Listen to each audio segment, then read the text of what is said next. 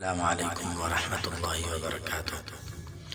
جمعے کے دن کی فضیلت۔ رسول اللہ صلی اللہ علیہ وسلم نے فرمایا، جس نے جمعے کے دن غسل کیا اور خوب پاکی حاصل کی اور تیل یا خوشبو استعمال کی، پھر جمعے کے لیے چلا اور دو آدمیوں کے بیچ میں نہ گھسا، اور جتنی اس کی قسمت میں تھی نماز پڑھی، پھر جب امام باہر آیا اور خطبہ شروع کیا تو خاموش ہو گیا،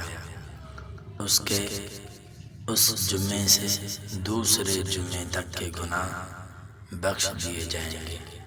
صحیح بخاری کی یہ روایت ہے، حدیث ہے۔ السلام علیکم ورحمۃ اللہ وبرکاتہ۔